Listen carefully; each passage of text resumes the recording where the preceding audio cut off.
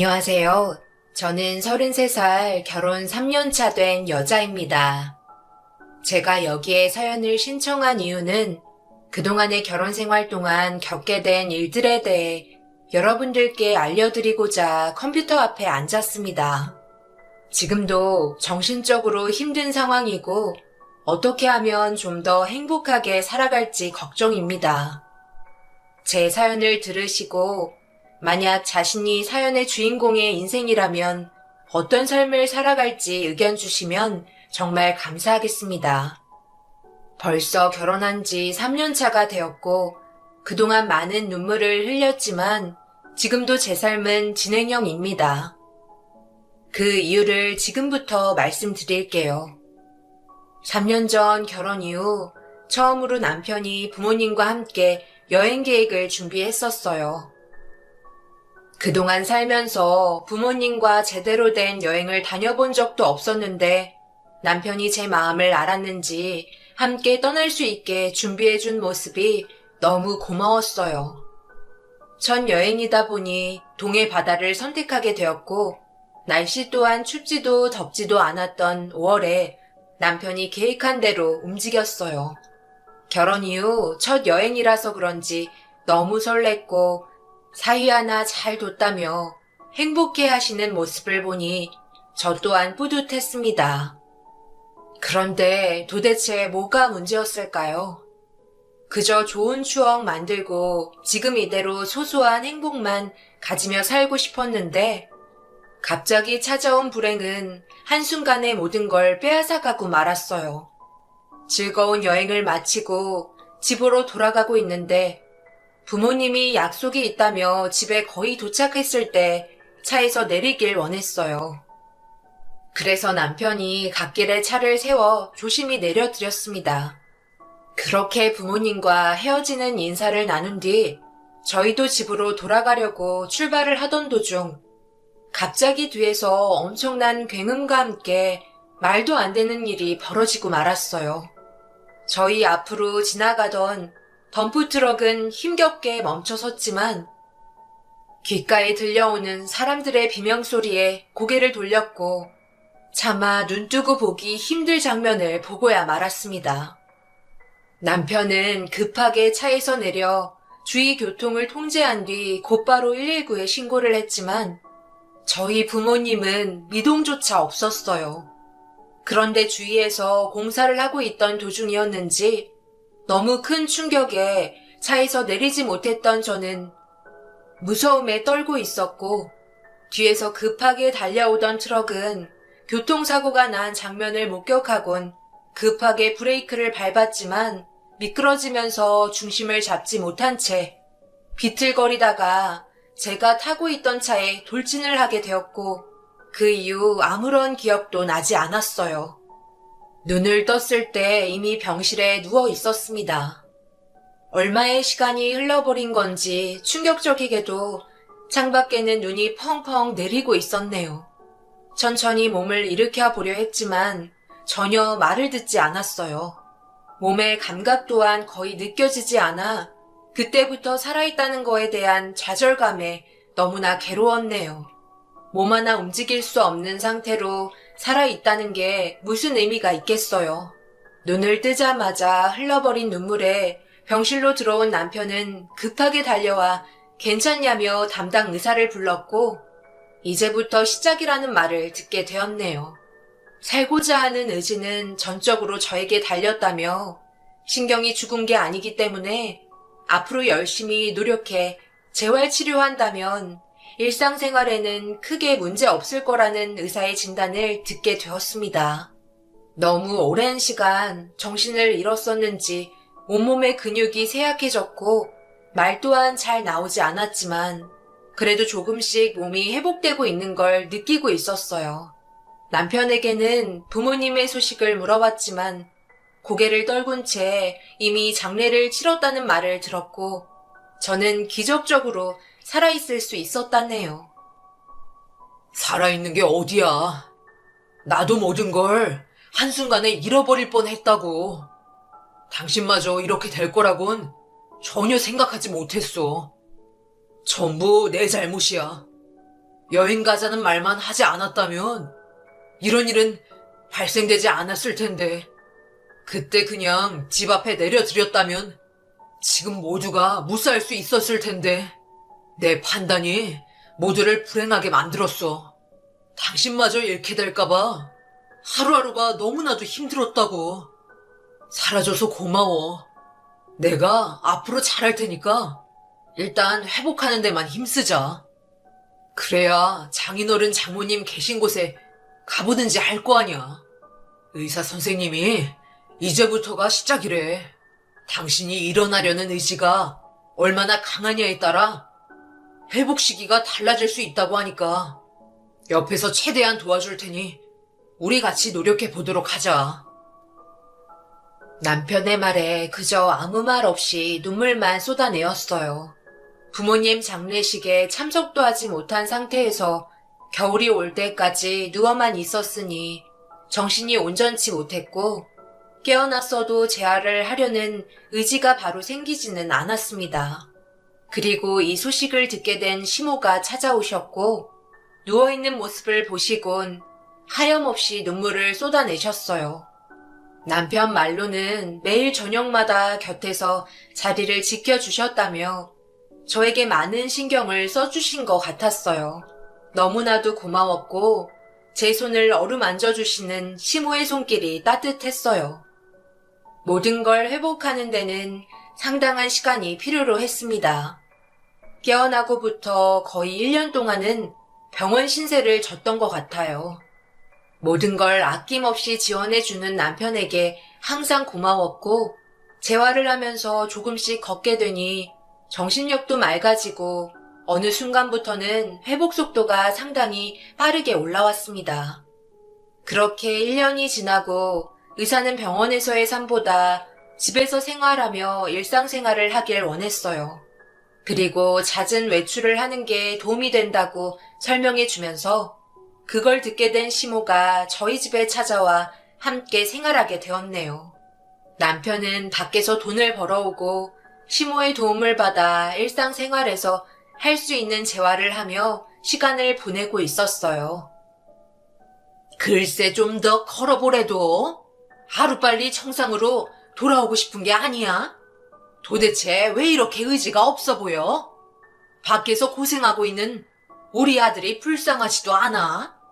모두가 열심히 살아가는데 너 또한 이 악물고 노력하는 모습 보여줘야 하는 거 아니야?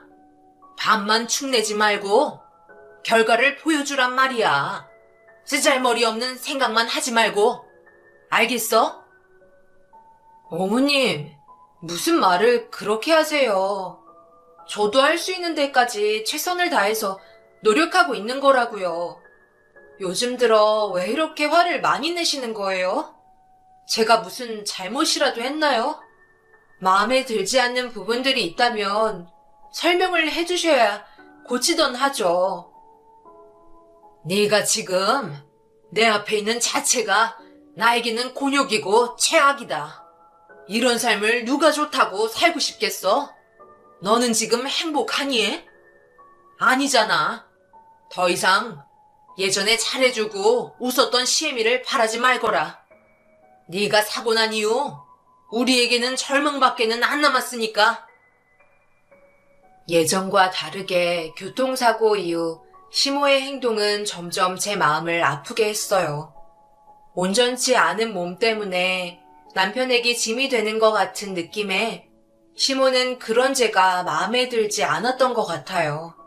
그래도 열심히 노력하면 언젠가 분명 저 또한 정상으로 돌아와 힘들어하는 남편의 두 어깨를 조금이나마 가볍게 해줄 수 있을 거란 희망 하나로 시모의 상처되는 말에도 열심히 재활치료에 힘썼습니다. 그런데 교통사고로 인한 후유증인지 피로감이 금방 몰려왔어요. 잘 움직이지도 않는 몸을 계속해서 움직여야 하니 스트레스가 금방 쌓여 지치긴 했지만 눈을 뜨면 항상 저는 시모의 방에서 누워 있었습니다. 이상할 만큼 초저녁만 되면 졸음이 쏟아졌어요. 그런데 눈을 떴을 때는 시모의 침대에 누워 있으니 참 난감했었죠. 기억도 잘 나지 않아 걱정되는 마음에 남편과 단둘이 방에 있을 때 이 문제에 대해 설명을 했고, 제 말에 귀를 기울여 듣고 있던 남편은 아무래도 교통사고로 인해 아직 후유장애가 있는 것 같으니 몸 관리 잘하고 무리하지 않는 선에서 재활치료하라는 말만 돌아왔습니다. 그래도 시모의 방에서 깨어났을 때만큼은 크게 혼난 적은 없었어요. 밖으로 나왔을 때 항상 거실에 누워 계시거나 다른 일을 하고 있었어요. 병원에서는 몸에 무리가 될 정도로 심하게 재활을 하면 현기증이나 환각 증세 같은 질환이 동반될 수도 있다는 말을 들은 적이 있었어요. 그만큼 후유증이 심한 것 같아 두려운 마음이 함께 오더라고요. 그런데 시모의 방에 누워있는 그 순간이 기억나지 않는다는 게 좀 당황스러웠어요. 큰 문제가 없었으니 대수롭지 않게 생각했고, 시모와 남편도 별 문제 없이 넘어가는 것 같았어요. 병원에서도 아직까지 심각한 증상이 나타나지는 않았기 때문에 차후에 어떠한 증상이 발생이 된다면 그때 다시 정밀 진단을 받아보기로 결정하게 되었죠. 열심히 노력한 결과에 몸 상태는 점점 좋아지면서 일상적인 생활을 하는데 무리가 없을 정도로 회복이 됨과 동시에 남편에게 일자리를 알아보겠다며 조심스럽게 말을 꺼냈어요. 남편은 말이 끝나자마자 표정이 굳어져서는 절대 안 된다며 화를 내고 있었습니다. 왜 안 되는 거야? 쉬엄쉬엄 하면 되는 건데. 도대체 뭐가 문제인 건데? 병원에서도 많이 좋아졌다고 했잖아. 안 되는 건 안 되는 거야. 그리고 내가 버는 돈으로도 충분한데 아직 몸도 온전치 않으면서 얼마나 번다고 일을 하겠다는 거야? 눈치 보여서 그래. 집에 있으면 어머님 눈치가 얼마나 많이 보이는 줄 알아? 정상적인 몸도 아니라서 나중에 시간 지나면 후유장애로 돈 많이 들어갈 거라고 얼굴만 보면 그 소리셔. 그런데 내가 그 말 듣고 가만히 있을 수 있겠어? 나 지금 많이 좋아졌으니까 얼마가 됐든 밖에서 일해서 돈 벌 테니까 그런 줄 알아. 나도 고민 많이 하고 말하는 거란 말이야. 듣자 하니까. 내가 무슨 말도 못하니? 지금 어디를 나가겠다는 거야? 시애미가 요즘 집에서 쉰다고 뭐라고 한 적이 있어? 다 네가 하루라도 빨리 몸 상태가 좋아지길 원해서 쓴 말 몇 마디 한 거 가지고 마음에 담아두고 있었던 거야? 내가 무슨 말을 못하겠다. 어머니도 적당히 좀 하세요. 몸이 좋아지기는커녕 더 안 좋아지겠네요. 시간이 알아서 해결해 주겠죠. 아들, 지금 엄마한테 소리친 거야? 이게 내 잘못이라는 거야? 그동안 내가 얼마나 힘들었는지 잘 알면서 그래? 옆에서 평간호 해준 지 2년이 넘어가고 있어. 그럼 기대한 만큼 보여줘야 하는 거잖아? 엄마도 더 이상은 힘들어서 못 해먹겠다. 시모는 남편이 소리 지른 것 때문에 갑자기 눈물을 흘리시곤 방으로 들어가셨어요. 그동안 모두가 지쳐 있었는지 말 한마디 한마디에 쉽게 상처를 받게 되었었죠. 모두가 민감해진 그때 남편은 갑자기 부엌에서 물 한 잔을 가져와 건네주며 진정하라고 다독여 주었어요. 그리곤 침대에 걸터 앉아 긴장된 마음을 풀고 있는데 잠시 볼 일이 있다며 남편은 밖으로 나갔고 시모와 단둘이 있는 집안에서 어떻게 해야 할지 몰랐어요. 금방 오겠다는 남편의 말에 방 안에서 안 나가고 기다리려 했는데 시어머니는 좋지 않은 기분으로 주방에 들어가 저녁 준비를 하셨습니다. 문을 살짝 열어 시모를 보았는데 어깨가 들썩이고 있는 모습을 발견하게 되었어요. 혼자서 눈물을 훔치며 현재의 상황에 대해 괴로워하고 계셨습니다. 제가 너무 나쁜 며느리가 된 것 같아 너무 죄송스러워 방문을 열고 시모에게 다가가려는 순간 뭔가 몽롱해짐을 느꼈고 얼마 뒤 눈을 떴을 때 익숙한 풍경이 눈에 들어왔어요. 시모의 방 안에 누워있는 제 자신을 발견할 수 있었습니다.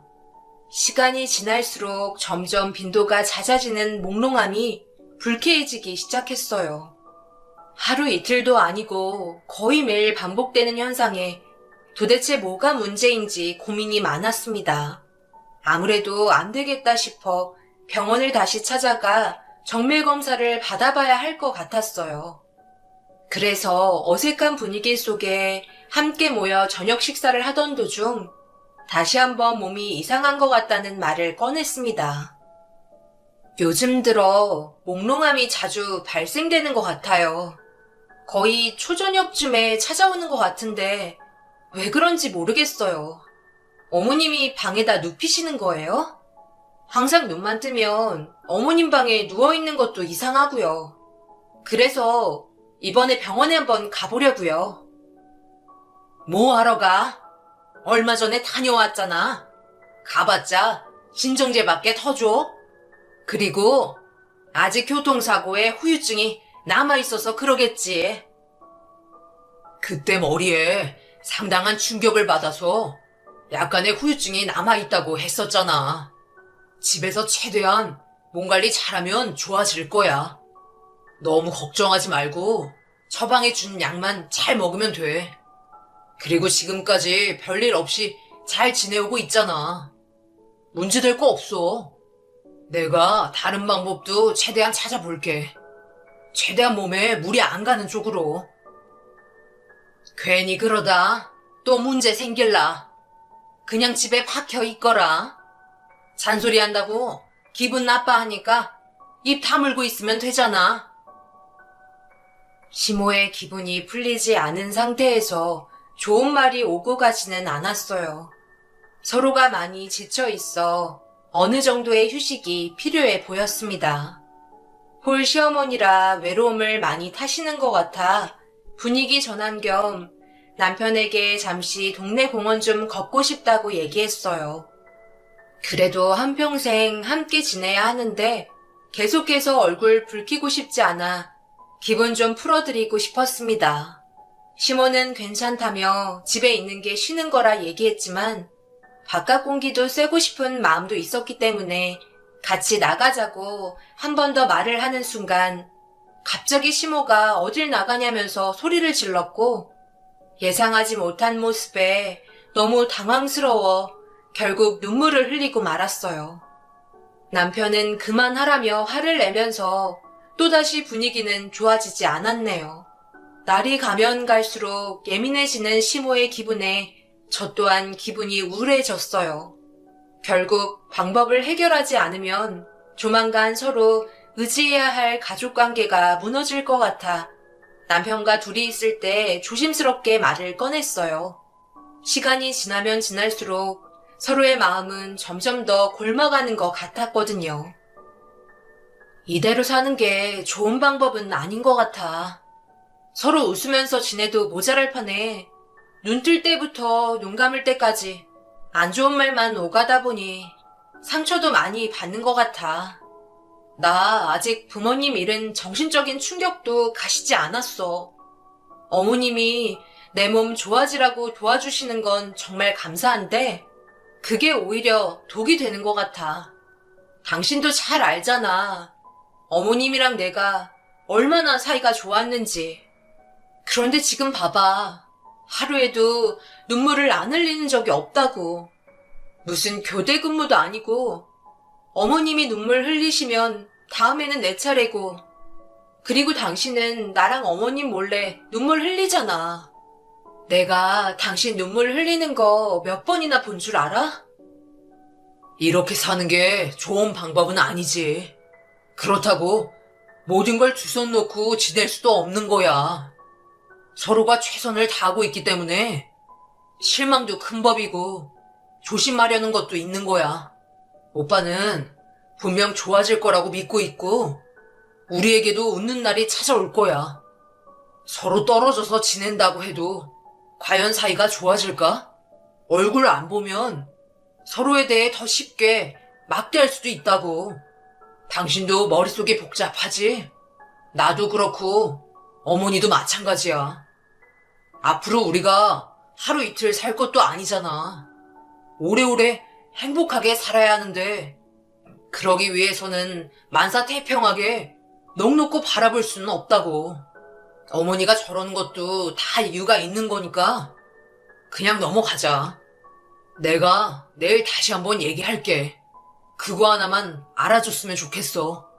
나랑 어머니는 당신의 몸이 더 이상 아프지 않게 하기 위해 최선을 다하고 있어. 그렇다고 당신이 못한다는 건 아니야.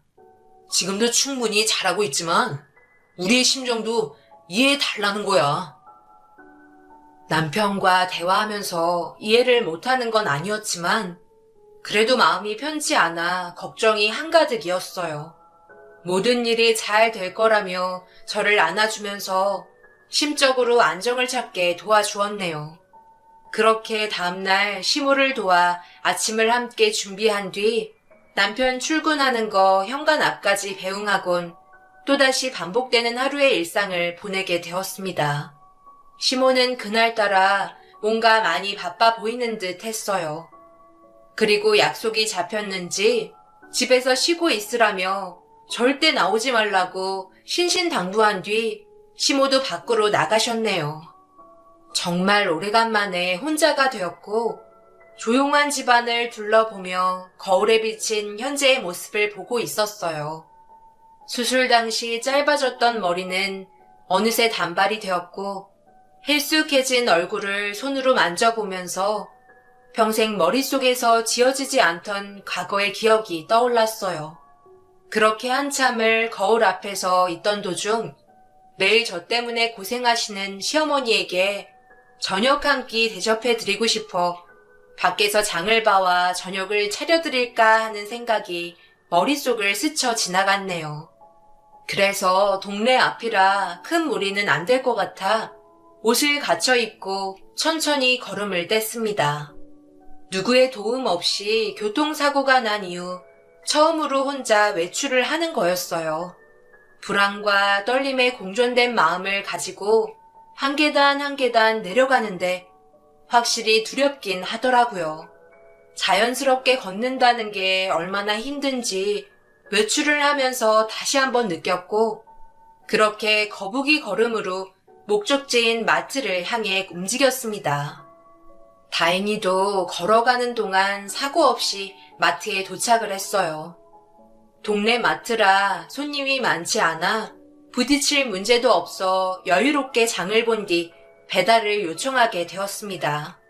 그리곤 집으로 돌아가고 있는데 갑자기 집에서 느꼈던 몽롱함이 찾아왔고 순간적인 두려움에 길 건너편에 보이는 벤치에 다가가 앉으려고 하는데 검게 변해버린 시야에 눈을 뜨지 못하면서 얼마의 시간이 흐른 건지 눈을 떴을 때는 이미 병원으로 옮겨진 상태였어요.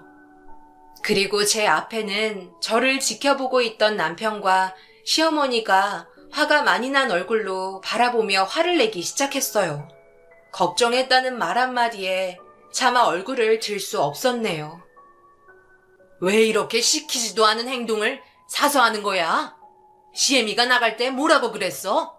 그냥 쉬고 있으라고 얘기했잖아. 그런데 이런 일을 만들어? 어떤 상황이었는지 알기는 하니?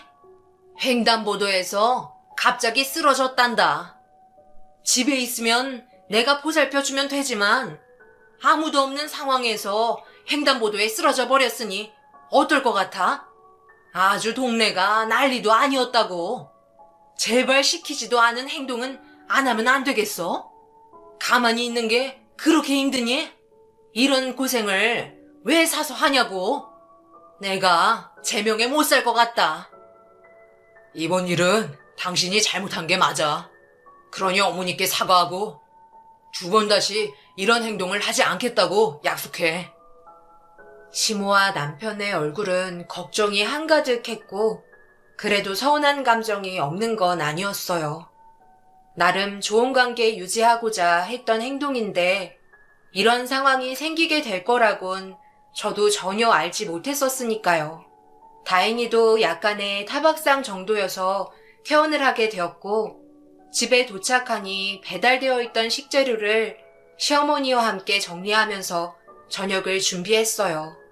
시모는 그날따라 제가 불편했는지 혼자 하겠다며 방으로 들어가라고 굳은 표정을 보이시길래 괜히 또 무슨 큰일이 일어날까봐 조용히 방에 들어가 숨죽이고 있었네요. 교통사고의 후유증은 저를 너무나도 괴롭게 만들었어요. 언제 터질지 모르는 의문의 병 때문에 외출하는 것조차 두려워지고 말았습니다. 그렇게 긴 하루를 마무리하고 다음날 남편은 새벽같이 출근하는 바람에 제대로 된 배웅도 해주지 못하고 시모와 단둘이 아침을 먹고 있는데 잠시 뒤 외출할 거라며 준비하라고 말씀하시곤 먼저 자리에서 일어나셨습니다. 그렇게 외출 준비를 마치고 시모와 현관을 나섰는데 마당 앞에 휠체어를 발견했고 시모는 전날에 제가 하도 답답해하는 것 때문에 주문한 휠체어를 받으러 잠시 외출을 한 거였어요. 전에 휠체어가 있었지만 고장이 나면서 사용하지 않았는데 내심 신경이 쓰이셨는지 새 걸로 주문을 하셨었네요. 함께 공원 한 바퀴 돌면서 이런저런 대화를 나누었고 오래간만에 밝은 웃음으로 결혼 초에 느꼈던 시모에 대한 좋은 감정이 다시 올라왔어요. 그렇게 한참 동안 밖에서 답답했던 마음을 풀고 집으로 돌아왔습니다. 집에 도착하자마자 시모는 물 한 잔을 건넸고 마침 갈증이 났던 터라 순식간에 물 한 잔을 다 비웠는데 갑자기 시작된 몽롱함에 온몸에 힘이 빠지는 걸 느끼면서 시모의 얼굴 표정을 보게 되었어요. 공원에서 밝게 웃어주던 모습과 다르게 굳어버린 얼굴에 두려움이 엄습해왔고 그렇게 다시 눈을 떴을 때는 이미 시모의 방에 누워 있었습니다. 계속해서 반복되는 몸 상태에 대해 갑자기 의문이 생기기 시작하면서 두려움이 엄습해왔어요. 몽롱해지는 시점부터 매번 눈을 뜨면 시모의 방에서 잠이 깨는 그 사이의 시간은 전혀 기억이 나지 않았습니다. 그리고 이런 현상이 남편 없을 때만 자주 나타나는 게 더 이상했고 별의별 생각이 다 들더라고요. 시모는 제가 잠에서 깬 걸 알고 있는 것처럼 방문을 열고 저녁 준비하자며 밖으로 불렀습니다. 분명 시모가 준 물에 무언가가 들어있는 것 같다는 의문이 들면서 그때부터 시모가 건네주는 물컵에 담긴 내용물을 피하게 되었어요. 그렇게 혼자 많은 고민에 빠져 있었고 모든 걸 확실하게 하는 게 좋을 것 같아 증거물을 잡기 위해 다음날 거의 똑같은 시간에 벌어지는 상황을 확인할 수 있게 녹음기를 잠옷 속에 넣어두었네요. 그리곤 다음날 시모와 공원을 한 바퀴 돌고 집에 들어오자마자 당연하게 행동하시듯 물이 담긴 컵을 건네주셨고 확실한 증거물을 잡기 위해 한 번에 들이키니 잠시 뒤 온몸의 근육이 빠지는 것처럼 힘이 없어졌고 또다시 찾아온 몽롱함은 정신을 차릴 수 없게 만들었어요. 그리곤 얼마의 시간이 지나 눈을 뜨자마자 녹음기부터 확인을 했습니다. 밖에서 남편의 목소리가 들렸고 녹음은 잘 진행되고 있었어요. 어떤 내용이 담겨 있을지 궁금해 급하게 재생 버튼을 눌렀네요. 어머니, 저 왔어요. 재원이는 오늘도 누워있어요? 언제까지 이런 식으로 살아야 할지 걱정이네요. 그러게 말이다. 나도 이제 너무 힘들어서 더 이상은 버틸 수가 없을 것 같구나. 의사가 정이 힘들면 다시 찾아오라고 했거든. 그런데 자기한테 교통사고 이후 이런 병이 생겼다는 걸 알게 되면 여기까지 오는 것도 정말 힘들었는데 과연 제정신으로 버티며 살아갈지 걱정이다. 그래서 그동안 말하지 않은 거잖아. 엄마는 웬만해서는 앞으로 계속 말하지 않았으면 좋겠는데 자기가 왜 반복해서 쓰러지는지 의문을 품는 것 같아. 나를 의심하기 시작했어. 이러다 무슨 일이 생기는 건 아닌지 걱정이다. 하루라도 빨리 말하는 게 오히려 좋을까요? 의사는 버틸 때까지 버티다가 정 안 될 것 같으면 그때 병원으로 찾아오라고 했었잖아요. 머리를 크게 다쳤기 때문에 너무 큰 충격은 오히려 재활하는데 문제가 생길지도 모른다고 하니까 그동안 두려워서 말을 못하고 있었던 거죠. 채원이가 요즘 환각 증세 같은 거 보이는 것 같아요? 발작 같은 건 없고요. 나를 요즘 이상하게 쳐다봐. 내가 자기한테 해를 가한다고 생각하는 것 같아. 그리고 요즘 들어 발작이 더 심해졌단다. 팔다리와 얼굴, 근육에 경련까지 일어나서 진정이 될 때까지 계속 주물러주고 있잖아. 교통사고로 망가진 중추신경계가 손상을 받아서 내 안에 깨어있게 해주는 물질이 분비가 잘 되지 않아 수면 발작이 점점 심해질 거라고 하더니 아무래도 한계까지 온 것 같아. 이번에 병원을 가서 모든 걸 솔직하게 털어놓도록 하자. 나중에는 무호흡 증상까지 올 수도 있을 거라고 했어. 요즘 채원이 간호해주는데 내가 너무 많이 힘들어. 괜스레 짜증도 많아진 것 같아. 너무 미안하고 죄를 짓는 느낌이야. 그래도 나를 엄마라고 생각하며 버티는 것 같은데 내 몸이 힘드니 모든 걸 받아주기가 힘이 드네. 녹음된 내용을 듣게 되면서 온몸이 떨려왔고 충격받은 상황 속에 이 모습을 지켜본 남편과 시모는 아무 말 없이 저를 바라만 보고 있었어요. 저는 그것도 모르고 그동안 시어머니께 불만을 가지고 투덜거렸던 게 너무 미안했어요. 거기에 더해 교통사고로 또 다른 병을 가지고 있었다는 것도 충격이었죠. 녹음기에서 흘러나오는 대화 내용을 듣고 있는 저를 바라보고 있던 시모와 남편의 얼굴을 차마 볼 수가 없었고 그동안 얼마나 힘들었을지 생각하니 더 이상의 피해를 주고 싶지 않아 그대로 집 밖으로 뛰쳐나왔어요. 남편은 곧바로 뒤따라와서 저를 붙잡았지만 계속해서 함께하는 건 모두에게 불행을 안겨주는 거라고 판단돼 남편의 팔을 뿌리쳤습니다. 그런데 시모가 저를 부르는 한마디에 결국 그 자리에서 털썩 주저앉았고 하염없이 눈물을 흘리고 말았네요. 안 좋은 상황에서 벗어나려는 저에게 이름을 불러주며 남편과 결혼 이후 단 한 번도 내 딸이 아닌 적이 없었다며 자기를 놔두고 떠난다면 더 이상 살아갈 의미가 없다는 한마디에 그동안 시어머니의 마음을 헤아리지 못했던 제 자신이 너무나 한심했어요. 땅을 치며 울고 있는 저에게 다가와 시어머니 또한 저를 안아주며 함께 눈물을 흘리셨고 고칠 수 없는 병이라도 평생을 함께 할 거니 힘들어하지 말고 자기에게 기대라는 말을 해주셨네요. 그렇게 병원에서 알게 된 병명은 기면증이라는 수면장애의 일종이었고 일반적인 기면증과 다르게 교통사고로 인위적인 발생으로 인해 꽤 심각할 정도로 수면 발작이 반복되었어요.